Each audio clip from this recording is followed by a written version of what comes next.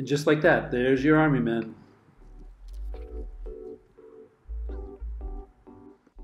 Hey, this is Dave from Stencil. We're going to take Stencil's most distracting bridges and pare them down a little bit so that what you get is a stencil that looks clear and clean. I'll show you what I mean. We're going to use a Toy Army Men stencil. The original version looks a little bit like this, and the stencilized version looks a little bit like this. And we'll show you what it looked like in the first cut. And the lighter layer turned out to be fine, but the dark layer was way too fractured and had way too many bridges. So let's take that dark layer and see what we can do with it. What can we remove? Can we remove any of the bridges? When you remove bridges, you got two rules. Nothing should be too floppy and nothing should fall out.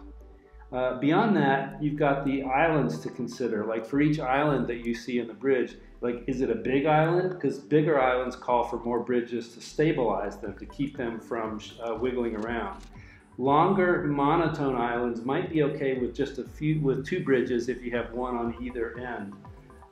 Very small dots that are close to the shore of the sea that you're tracing around might be fine with a single bridge, or you might even just remove them all together.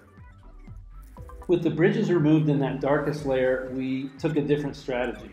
Our painting strategy here was that we would use lighter tones all around, and we added a background layer by cutting out the center of the white layer and using that as a mask first to lay down a little bit of blue sky and a little bit of earthy colors below that. And then finally, we removed those bridges from the darkest layer, and as a result, I think we had a winning combination. The end result was much nicer and much closer to the original image that we intended.